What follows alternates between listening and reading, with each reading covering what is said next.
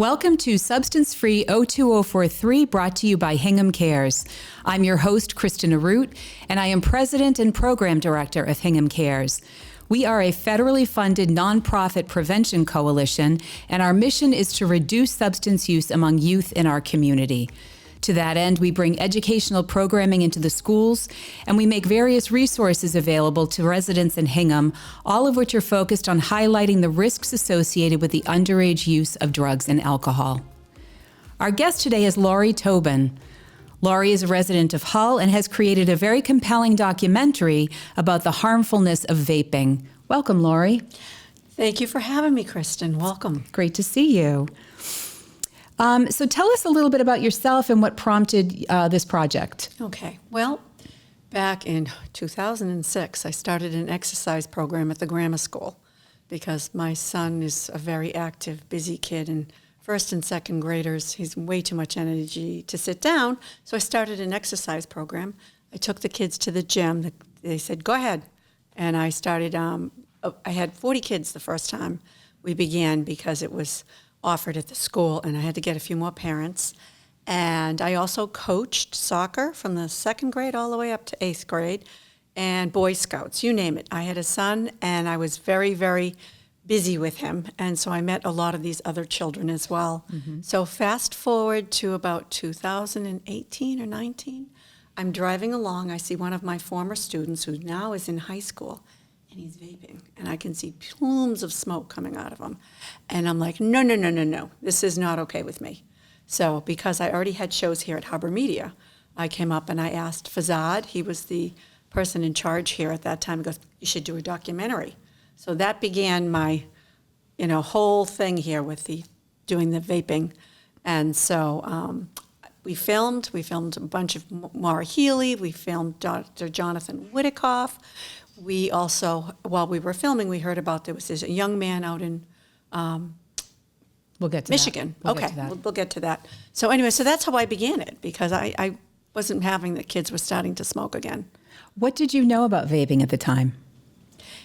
Very little, and it looked really gross to me because it was these plumes of smoke.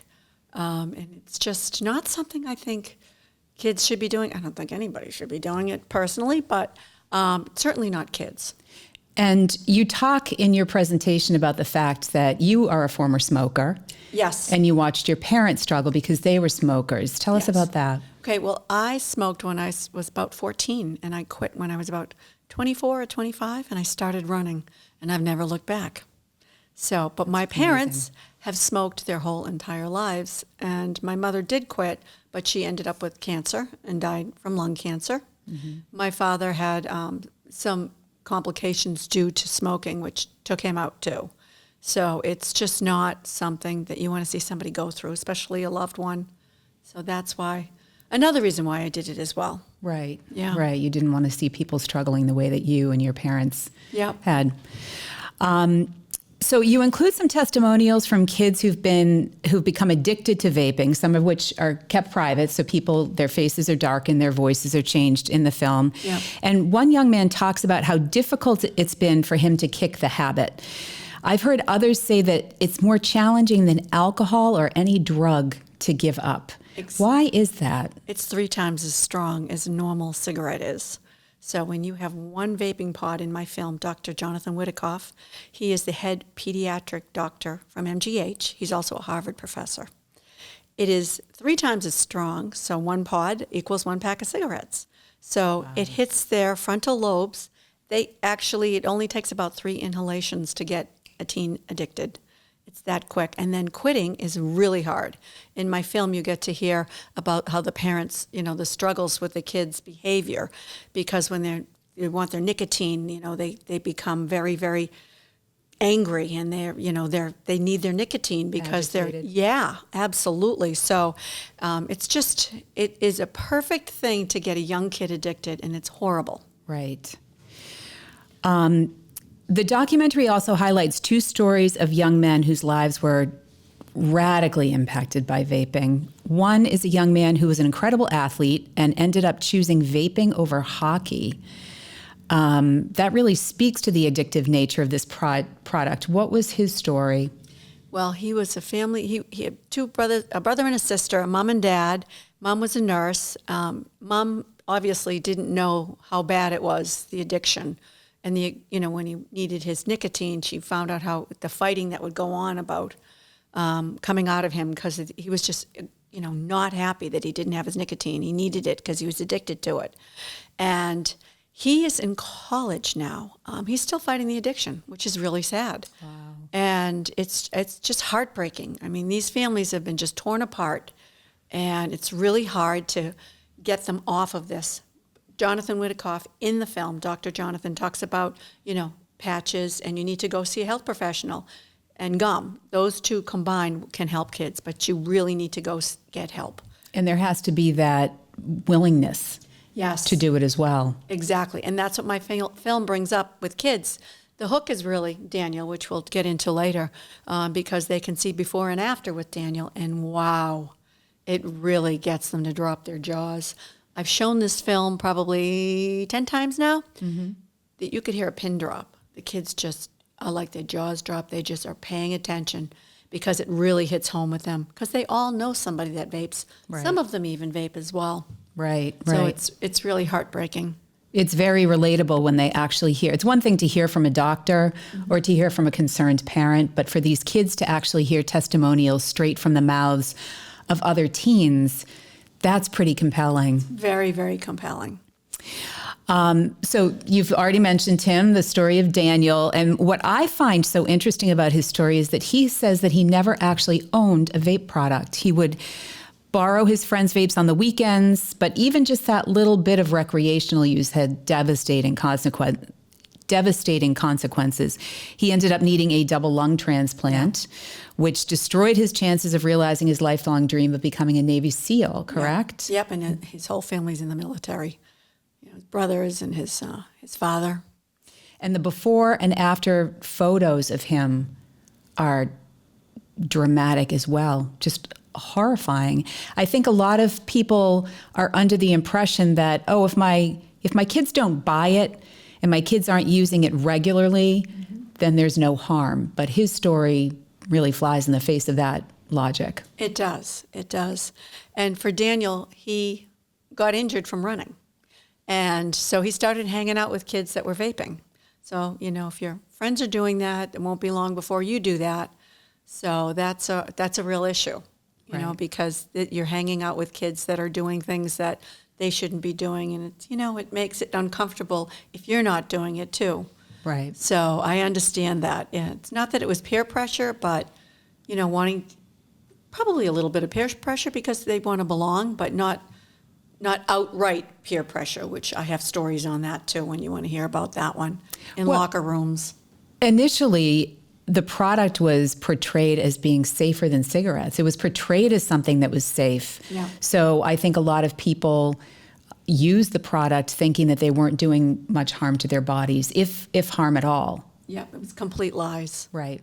And it's very, very, the big company Juul has been sued really well. So that's good. But there's a million other companies that are out there, the disposables. So it's an onward going battle. It really is. And it's billions and billions of dollars these companies are making off of kids. So Daniel didn't own it. He was getting them from his friends, and he could go a couple days without vaping. Mm-hmm. Somehow he got something, and it took out his lungs. It was really bad. Yeah. And he was a healthy kid. Right. Really healthy. Right. So, his whole point when he talks to the kids is, if it can happen to me, it can happen to you. Exactly. And that sticks with them. It really, really resonates with kids, and they get that. Right. Right. Yeah, he was healthy. He already had a plan for his future. Had it all figured out. Yep. And it was all completely derailed. Yeah. So one of the appealing aspects of vaping for users is that it is undetectable. Yeah. So unlike cigarettes, people can vape without anyone even knowing that they're doing it. Exactly. Why is that? Can you explain to our audience why that is? I think they make that purposely that way so that kids can fool their parents in school and schools and teachers. I think that was designed so that they could get away with that. So how does the product actually work for those who are unfamiliar with it? Okay, well, it is a little device, and some of them have lights on them, and it's electronic, so you have to power it up, and you can inhale it, and it goes into your lungs, and if you blow it out, the smoke is even less than what it used to be, so they could blow it into their shirt, they could blow it into their desk. It's not going to be like a smoke that you'd see from a cigarette or a cigar. So that's one thing. And it's probably going to smell like bubble gum, or it smell like mango, or some type of fruit. Right. And so you're going to think, one kid said to us, Mom, we're just chewing bubble gum. And so she didn't know because she could smell it. The kids were up in their bedroom, and she said, what are you guys doing? And he said, we're just chewing bubble gum. And so the mom walked away thinking, okay, kids do lie. Right. So, and she didn't know. So, and some of the vaping pens actually look like everyday utensils, like a USB drive. Right. And so parents will run to the bus and say, hey, you forgot your USB drive, and it's actually a vape. Wow. So it's very sad. And so parents, it's really tough if your kid is vaping for you to figure out that they're vaping. I had a son. I went through his room. I think you need to go through their rooms. You're a parent. It's your home, and it's your job as a parent to go through their rooms, in my opinion. Right. And, I just think, and I never found anything, but I was checking. Well, once you learn about things like this, then you become that much more concerned about it. Right. Well, my son never vaped. Right. That's so, great. Yeah. So, well, he actually did. He told me he tried it. He thought it was really stupid, and he wasn't fooled because he knows his grandmother died from smoking cigarettes. Wow. So that's what he told me. Right. So he said he did try it actually once and just thought it was stupid. Good. So people can vape all kinds of things. Yes, they Nicotine, can. marijuana. Yep. And that fluid that's in there is bad. They recently did a study on it, whether you're doing marijuana or whether you're doing nicotine. It's not water. It's a really unbelievable bad chemical stuff, and it sticks to your lungs, and it still affects your lungs, and it deteriorates them. I heard a presenter, this is very early on when we were learning more and more about the harmfulness of vaping, and she said, a lot of people have this misconception that it's water. Right. And that you're just breathing in water. Nope. But she said, no, in fact, it's chemicals. And it's the same thing as if you were to spray water on your hair, eventually it would evaporate and your hair would be just like it was before. Nope. But this is like spraying hairspray on your hair, and that sticky residue stays there. It does. And so there's that sticky residue that starts coating your lungs when you're vaping, and that's where the dangerousness is. And also the flavors. Your lungs are not supposed to process food. It's not supposed to process, the different things, bubble gum or the mango, strawberry, whatever. That your lungs aren't supposed to do that. Your lungs are a very, very specialized organ, and your stomach can do that, but not your lungs. Interesting. I hadn't thought of that. Yeah. That's a really great point. So with the banning of flavored vapes, they've become less appealing to teens. They've been banned here in Massachusetts. However, the damage has been done for many of them. They're hooked. How does a child or a young adult get support to give up vaping? And you've already kind of alluded to that. They need to go to their parents or go to a health professional and have them get on whatever they need, whether it's gum or whether it is the patch. And, obviously a pediatrician would know how much a kid needs as opposed to an adult. When we're out in Montana, they have an epic problem with vaping third graders. Wow. Oh, yeah. Yeah, and you know that the new vapes, which are the puff bars and the rest of those, they are flavored. Juul can't sell their flavored. However, there's these other products which are disposables. And when you go for a walk, or I go for a run, I'll pick them up, and you can find these disposable vapes on the side of the street. No kidding. They're very toxic, too. Right. They don't belong in trash because they have combustible parts and stuff. So, but anyways, yeah, they're still flavored. So they still have them. And, I've heard of stories in my town where older kids were selling them to younger kids. Wow. Yes, and they can also buy the liquid juice, and you can put it into your vape with the nicotine. So you can buy the juice with has nicotine. You can get that online and put it into your vapes. So basically there are ways to get around There's the ways to get restrictions. And it sounds like it's just like any other substance, because we hear about older kids buying alcohol for younger kids, older Exactly. kids sharing marijuana with younger kids. So this is Exactly. just like another one of those substances. Yes, exactly. So there's a little debate over what the numbers really look like. Are the numbers going down? Are the vaping numbers going down? Well, my business has increased a lot. I'm getting a lot of, requests from parents and from schools wanting me to come in. Okay. So a year ago, not as much. So I think, it's the pandemic is over. They're starting to realize they have a problem, or they're starting to do something about it. Right. So it's one or the other. So it's just one of those things where Daniel too. I mean, Daniel could work every day of the week. They constantly want Daniel to come out and talk to the students. So it's really something that, if you go by how many people are reaching out, I would say the numbers they're giving you are incorrect. Right. So tell us a little bit about your time with Daniel. You were recently out in Montana, attending different workshops, showing your film and having him speak as well in person. Yep. So we were invited to come out Toole County Health Department, which is out in Shelby, Montana. Shiloh is the woman that was my liaison, and they set us up at 6 schools, 6 high schools. So we had to go from town to town to town and drive around a lot, 2 a day.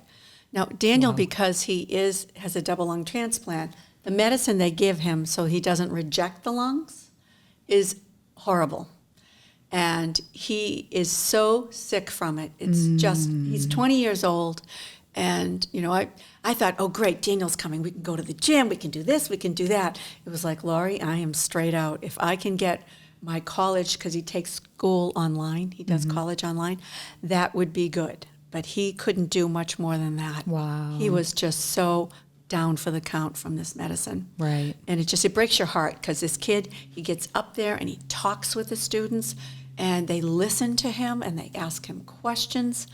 And he's just an angel. I mean, to go from what he's gone through and to be up there and using his life for good. That's tremendously brave of him. Oh, it is. It is. And he's very smart and he's very bright. And he knows how to, talk to the kids and get around their questions, because sometimes they're like poking holes in his, kids can be very, you want them to ask questions, but Daniel just handles it. He's such a pro. He's amazing.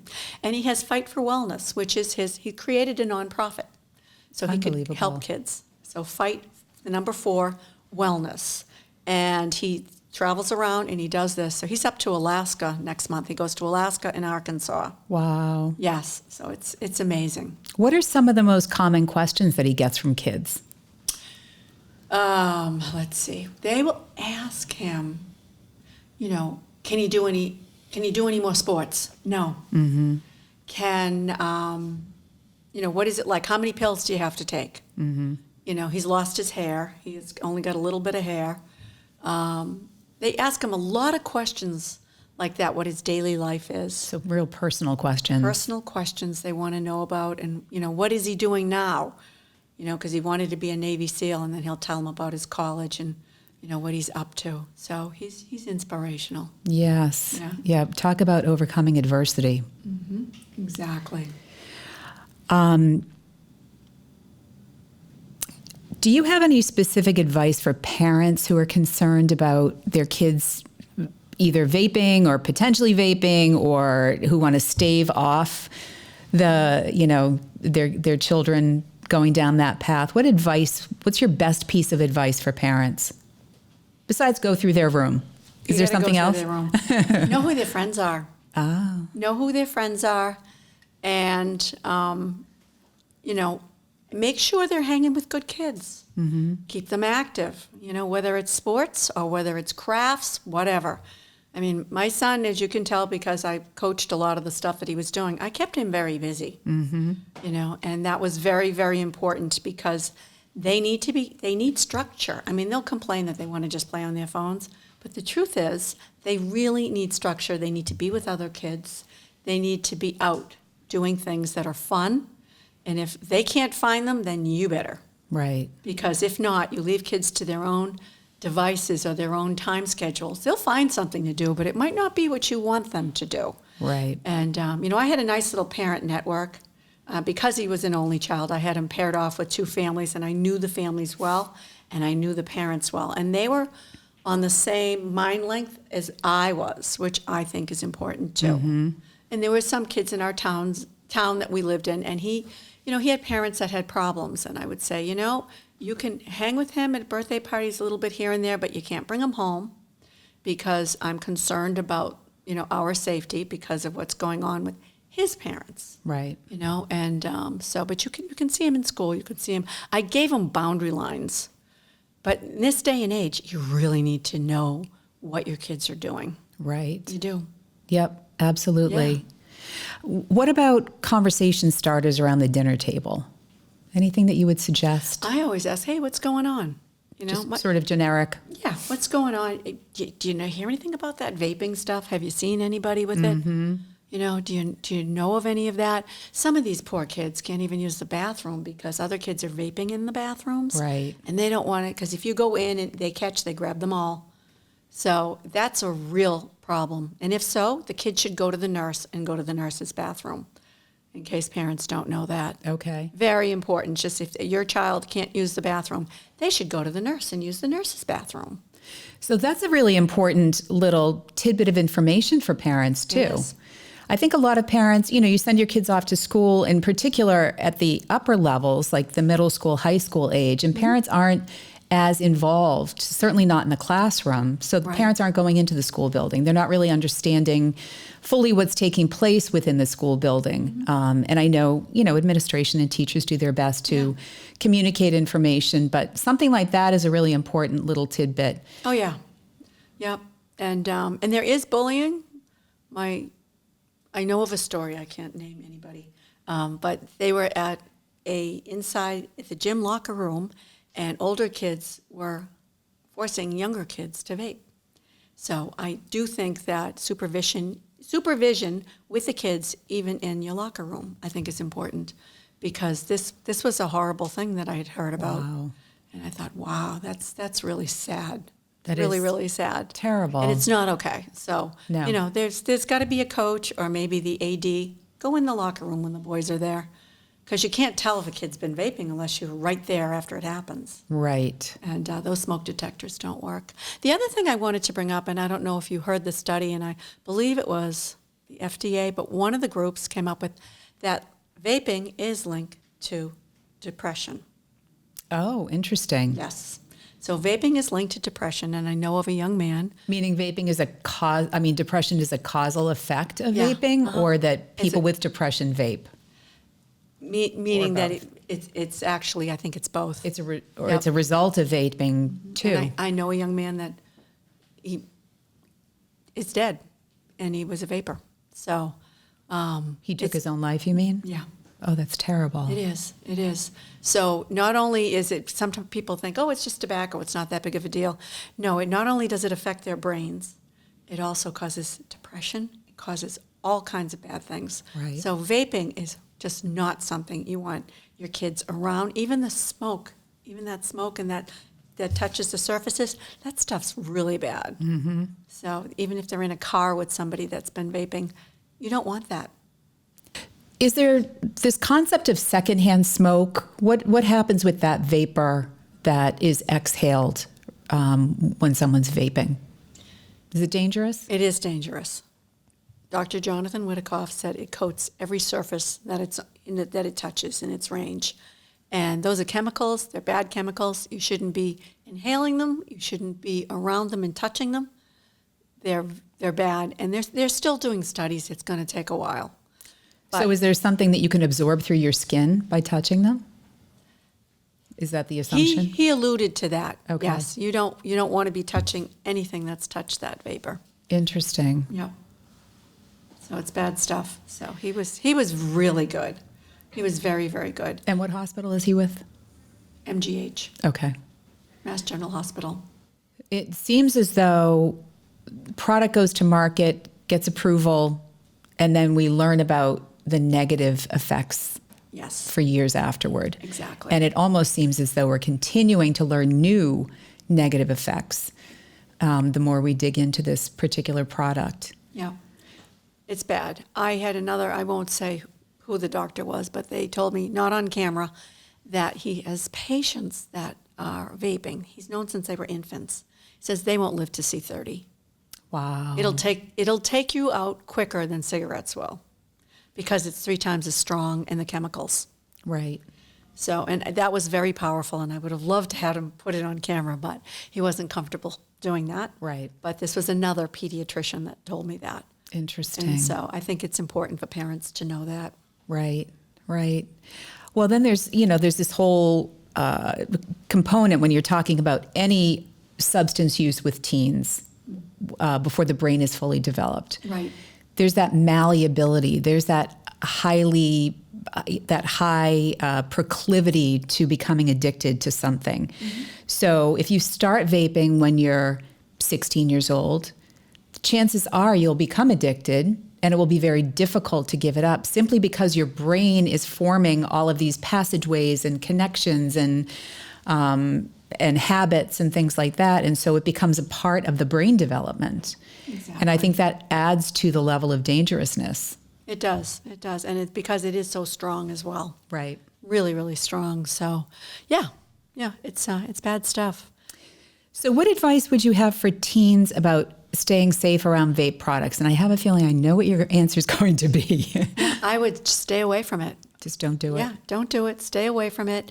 If you've got a friend that's vaping, when I present my film beforehand, I ask the kids questions, and I say, what would you say to a friend if you found out they were vaping? Knowing fully well that a lot of these kids are vaping. Right. So they need to think, because your life is more than this little microcosm of time right now. Mm-hmm. What are you going to be doing 5 years from now or 10 years from now? Remember when you see adults walking around smoking, like people in their 20s and 30s, they started when they were teens. Right. They started when they were kids, just like you. So you want to remember that. And do you want to be that adult who is like doing that?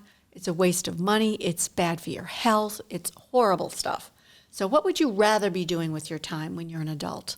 So you always want to be looking forward. What do I want to do? Where am I going? Right. We always say that kids have a future. They all have bright futures ahead of them. Yeah. And choices that they make now mm-hmm. can potentially impact their futures. So if they start using substances, there is that long-term impact.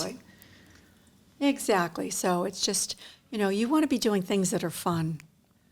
And vaping, the risks and everything else, it's just way not worth it. And treat your body with respect. What are you going to get out of it? Yeah, treat your body with respect.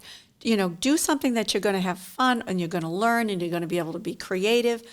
That's much better than doing something that's going to potentially kill you. Right. Well, you stated something earlier in the interview where you said that it just takes 3 puffs before somebody can become addicted. Yes, the teenage brain. So seriously, like staying away from this product is so critical, because you may think that you can try it a little bit, but the likelihood of becoming addicted to it is that high. Like that. Right. Yep, just like that. Exactly. So tell us some of the things that you've been doing and what you have coming up next. Okay. Let's see. So I'm going to be going to Nantucket, which is a whole nother thing, because I'm going to be showing it to schools down there and parents. And so they have a large Spanish population. So I have to get my film done in Spanish for the parents. So when the parents come, they'll be able to watch the film. And now they want the posters as well. So my posters have to be done in Spanish. So they're keeping me pretty busy. Good. But I feel like that's great, because, there may be more communities that need that. Right. So that'll be nice. Daniel is supposed to come out next October, mm-hmm. and hopefully we'll be able to get him to speak to the kids here in Hingham. I hope so, yes. He's amazing. Right. And so and he's also going to go to Nantucket and talk with the kids as well. I've been reached out, banks have been reaching out to me, and groups from like Western Mass, and Dean Bank, which is one of the banks out there, mm-hmm. bought the film for Franklin, Mass for the school system. So they have the film. So they're showing it to their students. That's great. And it's shown through my website, takingatoke.com. So we've had schools buying it. Unfortunately, they won't tell me who's buying it. It's because I would reach out and say, do you want me to come and speak? Right. But they won't allow that. But Vimeo is selling it online, or I can actually come with my drive and I can actually show it and talk to the kids, which I love to talk with the kids. Right. Yeah, so that's fun. And then we have some other inquiries from Montana. Mm-hmm. They want us to come out again, another group. And Connecticut, they're looking at it as well. So it's starting to, it's more grassroots. Right. I'm a small company, you know, so. And the film has so many really great people, and I try to get that across to the kids because I have the governor, Maura Healey's in it, Dr. Jonathan Whittakoff. I have the surgeon that did Daniel's lungs.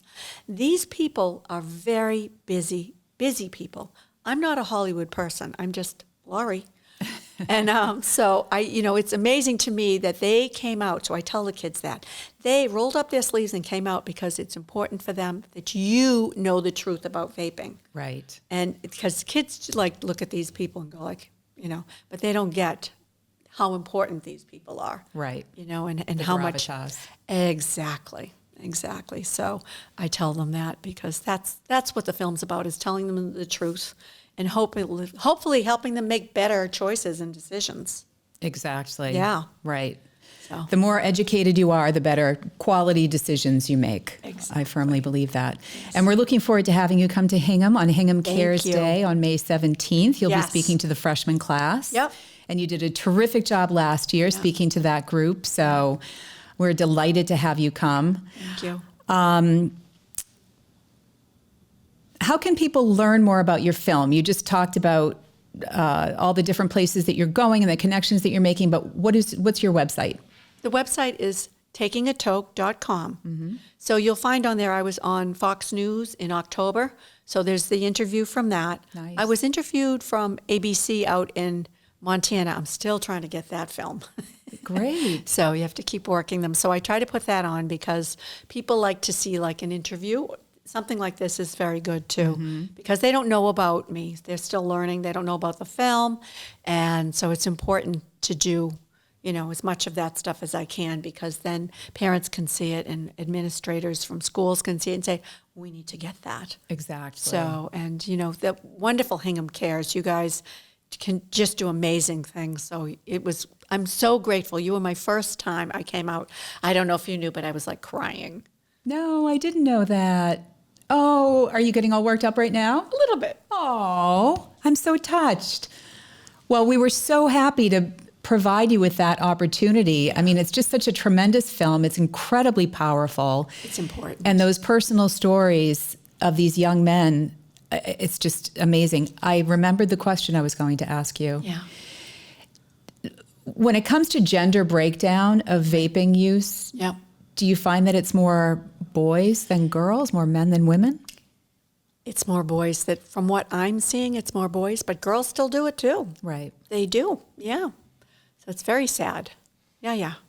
So it's hard when you go and talk to kids, and because they shouldn't have to go through this right now.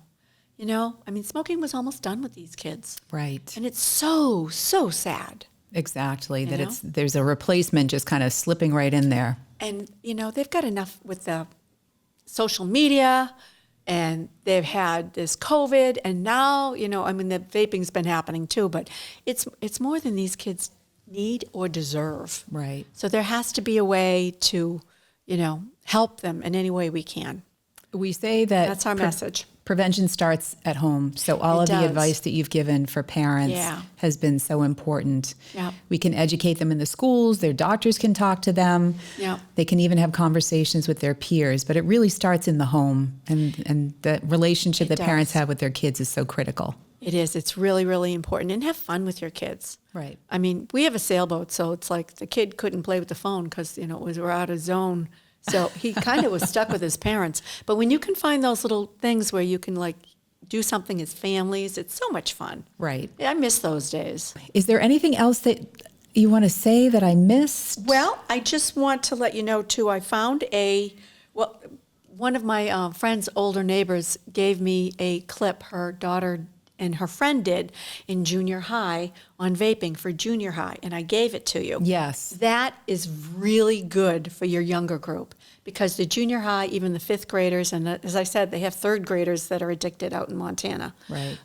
So that is something for that age group. My film, I think kids can see it in junior high, and I think that they should, because I certainly was showing it out in Montana. Right. And I have shown it in Hull also. Right. To the junior high. But I think that, there needs to be a little bit more creative to that mindset of younger kids, but they need to know about it too. You can't start too young. I mean, you really can't. There are so many different ways that we talk with kids about prevention without even realizing it. You know, don't put that toy in your mouth. Yeah. Don't take candy from someone that you don't know. Don't eat out of somebody else's bowl. Yep. You know, those different things that we talk about to make sure that they're making safe and healthy choices about what they're putting into their bodies. Exactly. And that's the precursor to preventing substance use. Yeah. Knowledge is power. Yes, absolutely. So, and I sometimes will get into the fact that if they play sports, they get endorphins. That's your natural high, doesn't cost a thing, and it's wonderful. Right. And it feels really good. So I'm a proponent of doing something physical because of that. Plus, high school, junior high, hormones kicking in and stuff, and that kind of levels them out. Right. So. Yep, so And I'm important. a runner, so, runners are always trying to get more people to be runners. So.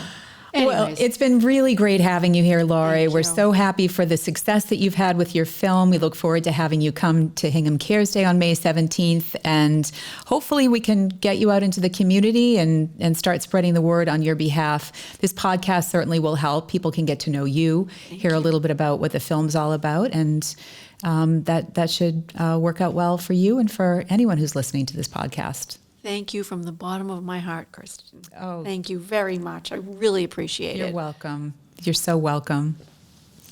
You have been listening to Substance Free 02043. I'm your host, Kristen Arute, and I want to thank our guest, Lori Tobin, for joining us today for such an important conversation. I hope you will tune in again.